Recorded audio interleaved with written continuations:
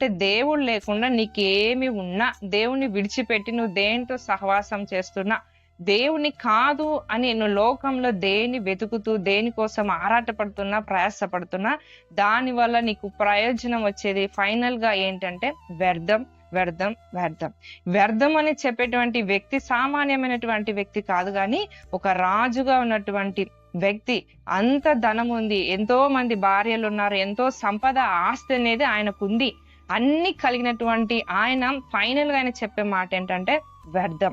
అయితే వ్యర్థమైన దానిని మనం ఒకవేళ నువ్వు వెతుకుతున్నావేమో, ఇంతకాలం గత కాలంలో వాటిని వెతికి అలసిపోయి అంతా వ్యర్థం చేసుకున్నావేమో, మరలా లోకంలో ఉన్న వాటిని వెతకకుండా, లోకంలో తాత్కాలికమైనవి, ఈ రోజుండి రేపు కనిపించనివి, ఈ రోజు ఒక మాట రేపు ఒక మాట మాట్లాడే మనుషులు, నీ స్థాయిని చూసి మాట్లాడే మనుషులు, నీ పరిస్థితిని చూసి నిన్ను వెంబడించేవారు, నీకు అన్ని ఉన్నప్పుడు నా అనుకొని వచ్చి నీకేం లేనప్పుడు నువ్వు ఎవరు అనే విధంగా మాట్లాడే స్థిరత్వం లేని మనుషులను నువ్వు ఆశ్రయిస్తున్నావేమో, ఆ మనుషుల కోసం ప్రయాసపడుతున్నావేమో, ఆ మనుషుల ప్రేమ కోసం నువ్వు కష్టపడుతున్నావేమో, వారి ద్వారా నీకు వచ్చేటువంటి ప్రయోజనం లాస్ట్ లో వ్యర్థమే. అయితే దేవుణ్ణి వెతికినప్పుడు, దేవుని ప్రేమను వెతికినప్పుడు, దేవుని సన్నిధిని వెతికినప్పుడు, ఆయనతో కలిసి నడుస్తూ, ఆయన మాటలు వింటూ, ఆయన చిత్తానుసారంగా నడుస్తున్నప్పుడు, ఈ లోకం, వాక్యం సెలవిస్తుంది, భూమి దానిలోని సంపూర్ణత యెహోవాదే. దేవుని కలిగి ఉన్న